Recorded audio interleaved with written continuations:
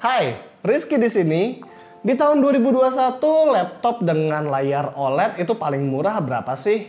Mungkin kalau kita ingat-ingat kita pernah nge-review yang namanya ZenBook UN325 kalau nggak salah itu ada di harga sekitar 13-15 jutaan. Tapi gimana kalau ada laptop dengan layar OLED tapi di bawah 10 juta? Nobody quite like you, got me falling through and through. Straight to the top, I'm tumbling. My roller coaster's rumbling. Can you please explain why I'm acting? Ini adalah Asus VivoBook K513, sebuah laptop middle budget dari Asus yang memang mereka fokuskan untuk produktivitas. Bayangin aja, ini adalah laptop 15 inch dengan ketipisan dan bobot yang ringan banget. Sangat cocok buat dipakai produktif di mana aja dan desainnya juga oke. Bagian luarnya terbuat layaknya laptop VivoBook jajaran atas, jadi logonya adalah Asus VivoBook dan bukan logo Asus. Dan menurut gua itu bagus karena desain logo baru tipografinya elegan. Saat dibuka, sayangnya memang laptop ini nggak gampang buat dibuka pakai satu tangan karena bobot dari laptopnya itu terlalu ringan buat menjaga hinge layar. Laptop ini juga desain hinge-nya tidak ergo lift dan di depan kita akan dipertemukan dengan monitor 15,6 inch OLED yang selain akurasi warnanya sempurna, brightness-nya juga tinggi banget. Kita kaget sih saat tahu kalau ada laptop di bawah 10 juta yang OLED, mana aspek yang lainnya juga termasuk well built laptopnya. Bezelnya mungkin nggak terlalu tipis-tipis banget, terutama di bagian bawah dan atasnya, tapi ya masih termasuk elegan lah. Di bawahnya ada keyboard full size yang layoutnya Asus banget, bahkan dengan layout function yang sama. Untungnya FN Lock sudah ada di jajaran laptop di bawah 10 juta karena itu sangat membantu nggak hanya di saat kerja tapi juga saat kita gaming. Touchpadnya sayang di sini agak terlalu kecil buat sebuah laptop dengan monitor 15,6 inch, seharusnya masih bisa dibuat lebih besar tapi ya masih oke lah. Toh juga sudah disertakan dengan fingerprint scanner untuk Windows Hello. Di bagian port di sebelah kanan ada micro SD slot, audio combo jack, USB 3.2 Gen 1 Type A dan Type C, full HDMI port, dan charging port. Sementara di sebelah kiri hanya ada dua USB 2.0 yang berguna untuk peripheral. Oke, di harga di bawah 9 juta dan layarnya udah OLED, kita memang nggak bisa berharap terlalu banyak ya untuk spesifikasi.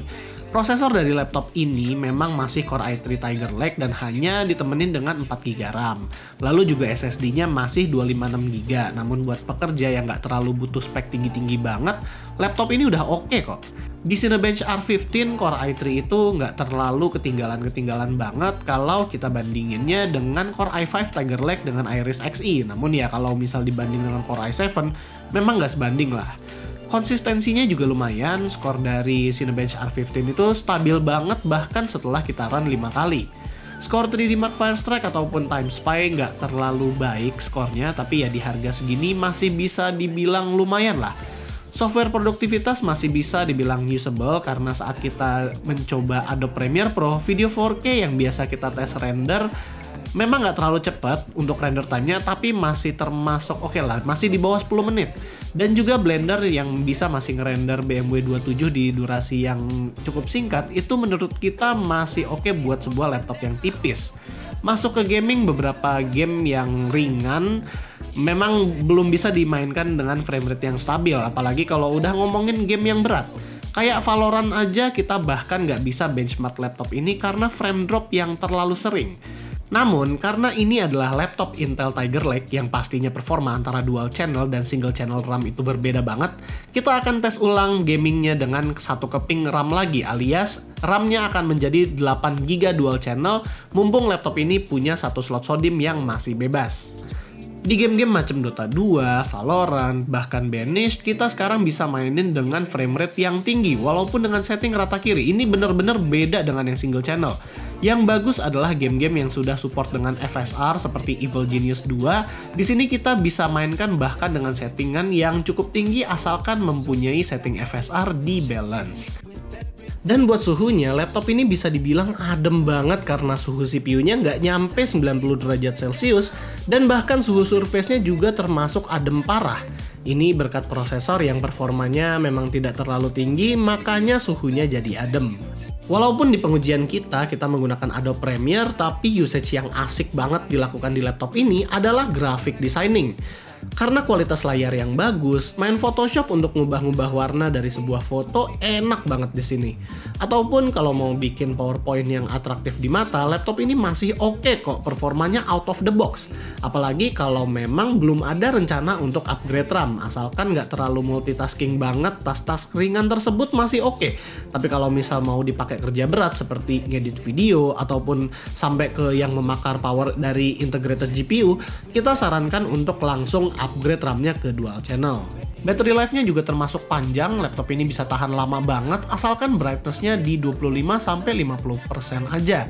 Dan portability-nya juga masih termasuk bagus, walaupun memang kalau mau dimasukkan ke dalam tas lempang, laptop ini agak susah karena terlalu panjang. Tapi kalau soal bobot dan bobot adapter, laptop ini masih ringan buat sebuah device berlayar 15,6 inch. Asus VivoBook K5 13 juga punya beberapa fitur seperti Asus OLED Care yang dimana ini mencegah layarnya untuk menampilkan gambar statis terlalu lama, karena kalau misalnya pada layar OLED pada umumnya, kalau misalnya menampilkan gambar statis terlalu lama itu bisa beresiko burn in ke dalam panelnya. Kalau buat speed SSD di sini nggak terlalu cepet-cepet banget dan juga kapasitasnya nggak terlalu besar. Namun karena memang di sini aspek spesifikasi bukan menjadi tonjolannya, kita masih maklumi. Yang lucu adalah kualitas speakernya. Speakernya ini punya kualitas yang lumayan secara treble, tapi sepertinya laptop ini punya speaker yang nggak didesain untuk downfiring. Karena saat kita pakai di orientasi seperti ini, suara dari treble-nya malah terdengar lebih jernih dibanding saat orientasi biasa. Walaupun suara bassnya jadi agak hilang ya. Dan salah satu lagi problem yang kita notice paling hanyalah penempatan power button yang sebenarnya makin kesini makin common, namun laptopnya itu masih gampang slip apabila tertekan secara nggak sengaja. Lalu selain RAM, apalagi sih yang bisa di-upgrade dari laptop ini? Seperti yang kita sudah sebut tadi, buat upgradability, laptop ini masih menyediakan satu slot SODIMM RAM, namun yang 4GB sebelumnya itu soldered. Dan juga untuk kapasitas storage, di sini ada satu slot M.2 yang sudah terisi 256GB SSD yang masih bisa kita upgrade lagi apabila ingin, dan satu slot SATA yang bisa ditambah-tambah hard disk ataupun SSD tambahan. Dan jadi kesimpulannya, Asus VivoBook K5 13 ini dia menghadirkan apa ya? Salah satu barang out of the box yang ada di harga di bawah 10 juta. Kayak kita sering banget ditanya yang namanya, "Bang, ada nggak sih laptop yang buat desainer yang bagus di bawah 10 juta?" Atau, "Bang, kalau ngedit video atau ngedit foto yang bagus di harga di bawah 10 juta apa sih?" Kita agak susah rekomennya karena yang namanya di bawah harga 10 juta, apalagi sekarang udah laptop harganya mulai naik, itu layarnya biasanya di bawah 10 juta itu jarang yang bisa 100%, apalagi OLED begini. Tapi sekarang udah ada jawabannya, jadinya kalau misalnya mereka nanya ya kita udah tahu ini jawabannya. Apalagi performanya, kalau misalnya kita cuman pakainya sebagai laptop multimedia aja, dia udah cukup kuat di RAM hanya 4GB, tapi pas di upgrade ke 8GB ternyata laptopnya kuat banget, bahkan main game aja kuat. Jadi ini adalah salah satu jawaban atas pertanyaan-pertanyaan yang kita udah sering ditanyain, kayak laptop 10 juta buat kerja doang apa yang bagus, laptop 10 juta, di bawah 10 juta yang layarnya akurat yang bagus apa? Ya ini, jawabannya adalah ini. Apalagi kalau kalian kerja, 15,6 inch itu sangat-sangat bagus loh. Kalau kalian nggak mau nyari laptop gaming ya, laptop yang biasa aja. Dan masalah portabilitas juga menurut kita ini juga oke, karena di 15 inch kita masih belum pernah ada laptop seringan dan setipis ini, jadi kita masih belum ada perbandingan yang lain. Dan jadi ya itu aja, laptop ini di bawah 10 juta untuk kerja ini adalah yang paling bagus. Jadi itu aja pendapat dari kita. Kalau kalian suka dengan videonya, jangan lupa untuk kasih kita like, share, dan subscribe. Dan di sini gua Rizky, always stay safe.